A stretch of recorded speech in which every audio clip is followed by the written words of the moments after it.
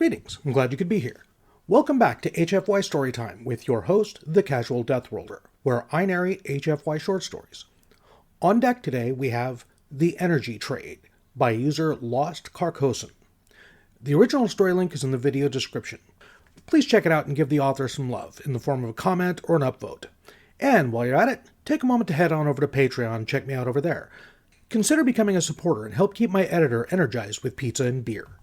And before we dive in, let me take a quick moment to give a shout out to my Tier 4 patrons, Russ of the Frozen North, Neo5AC, Nick, and Zachary Langmead. Thank you very much. And with no further ado, I give you The Energy Trade. It wasn't always easy, reflected Gashforn, running the biggest trading hub in this arm of the galaxy. Some 30 to 40 different species come through every sweep, some to sell goods, some to buy, others journeying to a new home, and some just there to experience the fun of life on the cutting edge of galactic trade here in Atramonk Station. He had his mandibles full, juggling the countless problems that could crop up on any large hub not owned by a single species. At this moment there were 283 ships docked with the station, and another dozen awaiting an open berth to link up, and 3 of those were from particularly high-caste races. Someone else would need to be forced out to make room.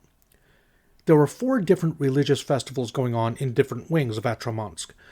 Gashforn had spent quite a bit of time making sure that the Quilima festival celebrating the defeat of the Wezentiki was held as far from the Wezentiki festival celebrating the destruction of the Quiloma home system as possible.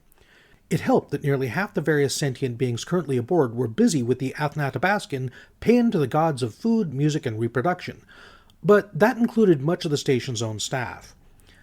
Gashforn had to personally help stop one of those all-too-common fights that start when one species' time-honored cultural trading practice was another's, "You trying to cheat me, you self-pollinating punk?" It had been a long cycle, and his lower rock-crushing jaws were sore from slamming heads together to help cool down angry tempers. He really just wanted to get back to his quarters, take a rest, and grab a cup of skalvart. Then maybe see if he could free up some time for the end of the Athnatabascan party. So when Gashforn's assistant sent a message through to him that some unregistered new species of alien was having some kind of a payment dispute in the Dremling sector, Gashforn really wasn't in the mood. Still, he thought, Dremling is a big upper-mid-caste trading species, and staying aware of every new alien trading in this arm of the galaxy is an important part of keeping Atramonsk Station as the place to be. So Gashforn propelled himself down the corridor, leaving his security chief to finish explaining that things will go much smoother in the future if any trade agreement rituals that involve each party consuming a symbolic part of their own goods are explained before biting chunks out of the nanobot swarms you've just sold. While drifting towards the Dremling's location, he messaged his assistant back. "Tell me this isn't some idiotic money-using species problem." Gashforn was really tired of species who were smart enough to think up clever ideas of currency to facilitate exchanging goods, but stupid enough to assume that there's any constant exchange rate that would be accepted between the dozens of different aliens trading here on the station. Even if you could work something out with a relatively stable trading partner, it could be completely worthless by the time you reach a new system. Atramonk Station didn't use symbolic representations of value. If you want to trade here, you either barter or you use the one constant value between all matter: energy. No promises of energy, but actual light, heat, or pressure. It's the one thing that is always universal, but some low-caste primitives that don't have enough personal energy to ever really learn to build proper storage methods try to convince other species that tokens or data representing energy are as good as the real thing. This is a garbage idea, and Gashforn is annoyed every time he has to explain to some yokels that they've managed to show up at a trade center with nothing of value. The reply from his assistant is both worrying and confusing. It might be. Hold on. Humans seem to be trying to give the merchants something useless that they insist should work as payment, but they've already given the Dremlings a dozen times what they normally would charge before they've even asked about the price. The Dremlings aren't sure if they're being honored, pitied, insulted, or if this is some really weird con artist scheme where they demand the real payment back for the fake one. And they want a mediator here. I'm not sure what these humans want. Have you met them before? Are we supposed to keep the gases that they're spewing all over, or give them back? Gases? Did these humans communicate by spewing clouds of gas particles at each other? They wouldn't be the first species Gashforn had encountered that did, but those conversations always felt so messy. He reached the Dremling sector, where it seemed someone had set up a temporary set of double doors, probably trying to keep those gases inside. As soon as the second set of doors opened, Gashforn was struck by a wave of pressure. This compartment was flooded with gases, and it was way too hot for a normal merchant stall. What was going on? The first thing Gashforn saw was the Dremling merchant. It was standing on a clutch of legs, anxiously rubbing its antennae together when it saw him. "Honored Station Administrator," the Dremling started, speaking with relief. "Thank you for coming to help settle this situation. My reputation as a merchant is very important to me, and I appreciate having an official of your stature take time to come and visit to ensure the trading going on here is conducted without confusion or deceit on either side." Gashling gave the Dremling a short bow of equals, which was the kind of slightly more polite than he needed to be gesture that kept Gashforn popular amongst the regulars of the station. "Never a problem. It's my job to help settle the disputes and confusions that can crop up, especially when dealing with new species. I'd like to hear your explanation of what has occurred so far. Then I'll see if I can talk to these aliens and resolve the issue." Gashforn paused. This room was quite hot, even though he could see one of the merchant's heat sinks sitting unused in the corner. "What is all this heat for? Also, what kind of gas did these creatures bring anyways?" "It's mostly nitrogen, Honored Administrator, with trace amounts of other chemicals. Nearly a quarter of it is oxygen, though." "Oxygen?" Gashforn interrupted. "This is a space station, not a comet. An explosion here in a confined space could seriously damage the whole sector. And you've got it so warm already that this stuff is just asking to ignite by accident." Gashforn grabbed his communicator, ready to call in the rest of the security team. This was starting to look less like a trading deal and more like a hostage scenario. "I know, sir, but these humans told me that this was their preferred gas mix that they filled their own ship with, and they asked about sparks and if it would cause me any problems before they released the gas. The trading was going fine until then. They were looking over my selection of mining tools, although they seemed to be saying their translators weren't working properly on my explanation for how to use them.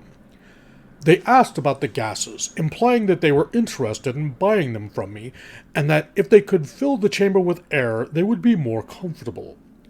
I told them yes, and soon after the gases filled the rooms, they started removing their outer coverings and throwing energy all over the place, mostly in all this heat.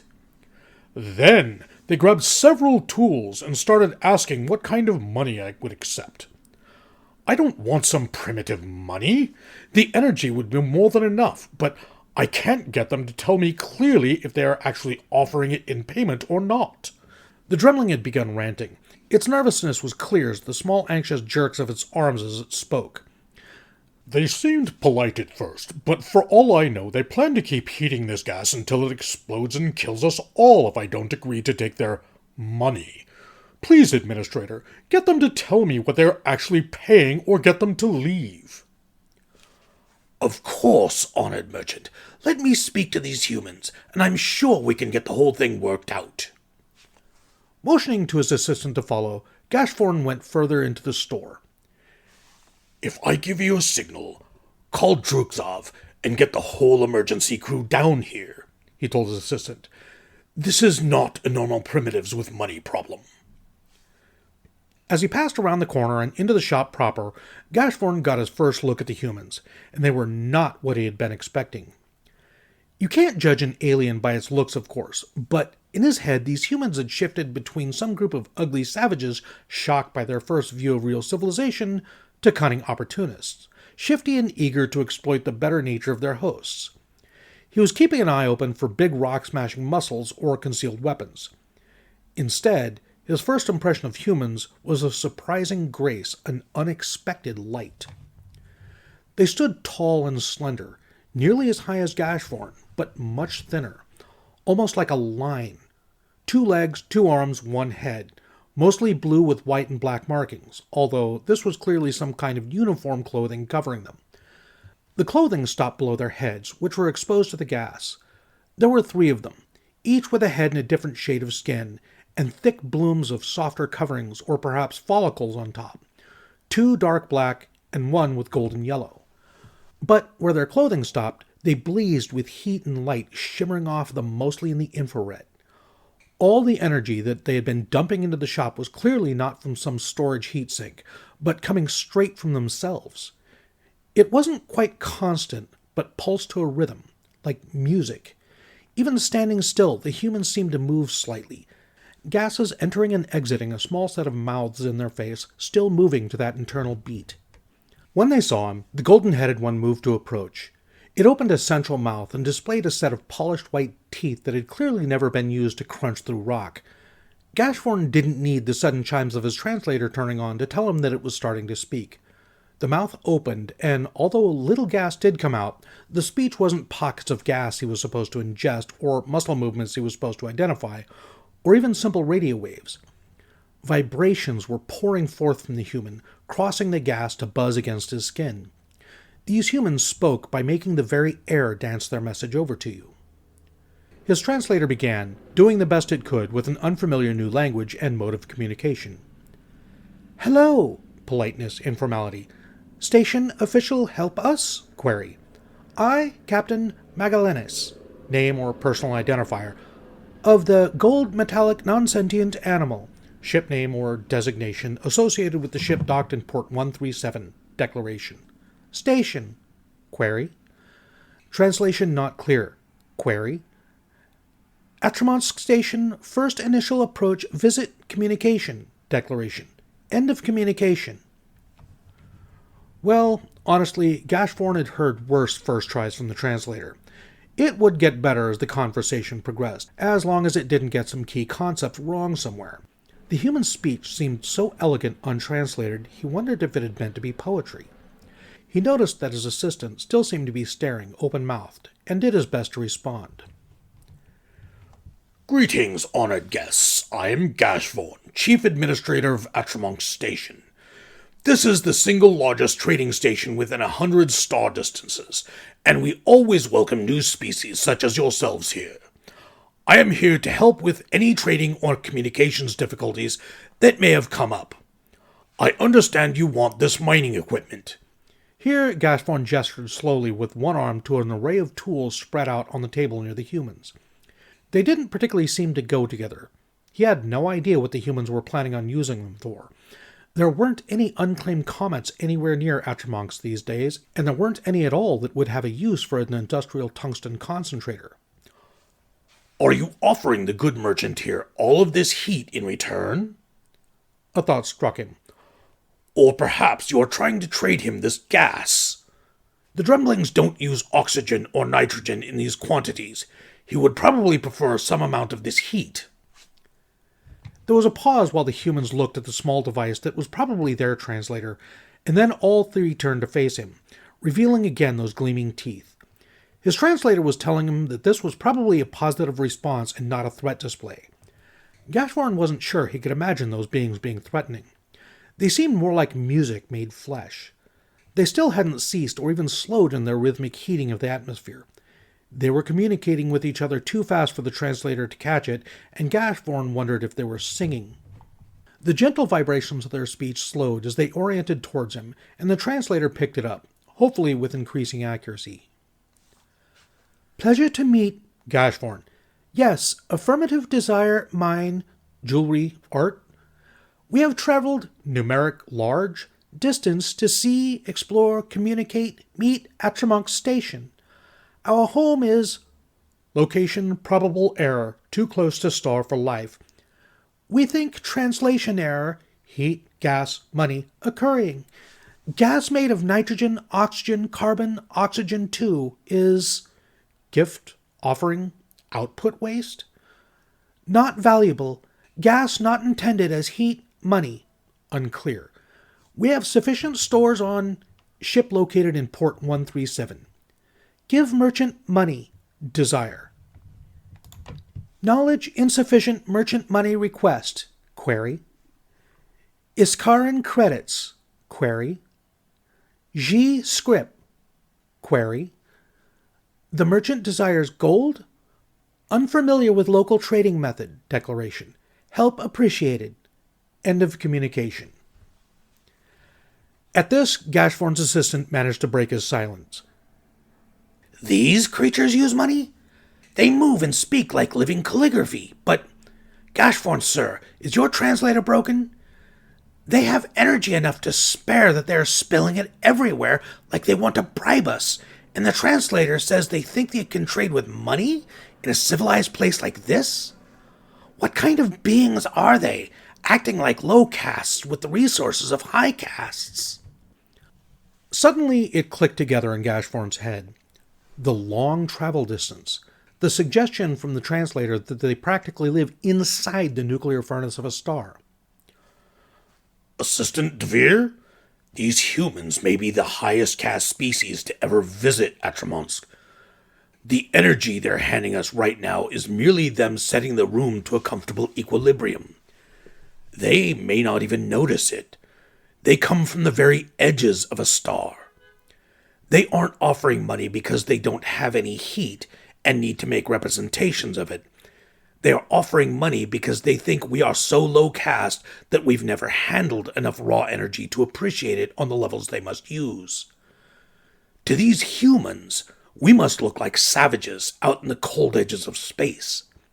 They stuff their ships with explosive gas, heedless of risk, just for the beauty of having it dance their words. Go tell the merchant that the humans have paid with the heat here and won't care if it's more than he wants. Now that Gashforn understood these aliens, the solution to the problem was obvious. The humans were not going to miss the infrared photons they were throwing around, and weren't going to angrily ask the merchant to return the energy they left out. His assistant rushed back with the okay from the Dremling, and Gashforn turned back to Captain Magellanis, giving the deep bow of respect to superiors. First-time visitors to our station are always welcome, and we thank you for traveling so far. You do not need to worry about paying the merchant any money. He asks that you take these tools as a gift for your presence in his shop. May I help you take them to your ship and give you a tour of the many fine parts of Atramonsk Station? A sudden happy thought struck Gashforn. Your visit has excellent timing. The Athabascan Band to the gods of food, music, and reproduction is currently ongoing.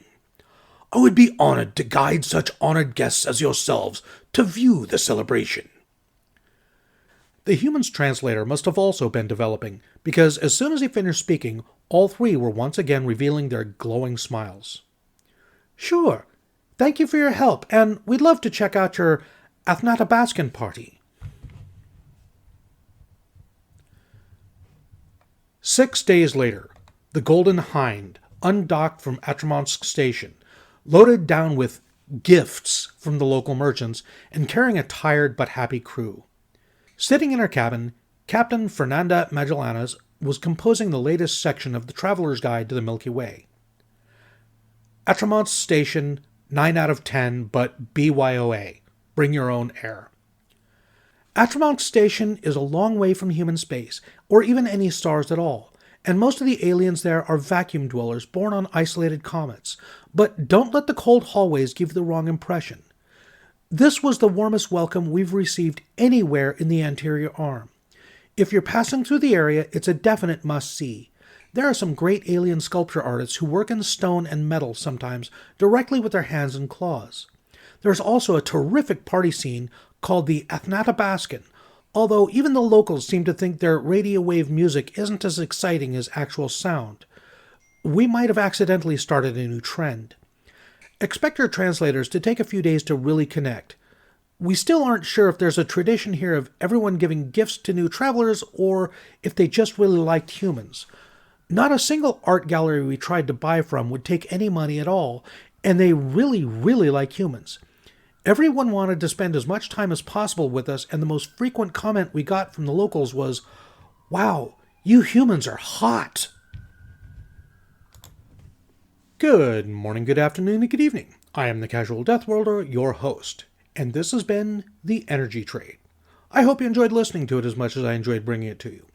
Yeah, I remember hearing this one from, I believe it was Aggro Squirrel, a couple of years ago, and ever since I started my own channel, I've been looking forward to actually doing this one myself, and it took me a while to actually find the name of it and dig it up, and then get hold of the author and get permission to do it myself. So, again, I hope you enjoyed listening to it as much as I enjoyed bringing it to you.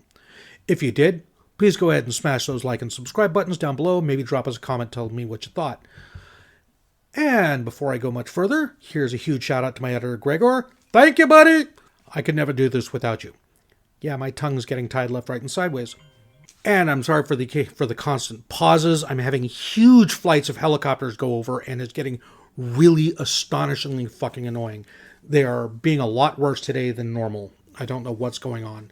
But it's like Vietnam out there, I swear to God.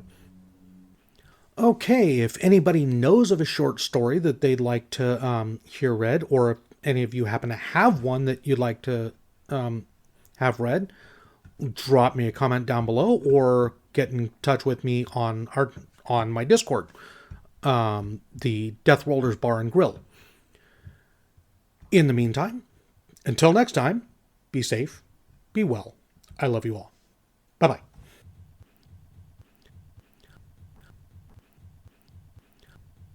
Okay, it's time once again to do the thing with me, your host, the Casual Thing Doer. And before we do the thing, please take a moment to do the thing to the things down below, and then I can get on with doing the thing. Now, where were we? Oh yes. Hello, Gregor. Okay.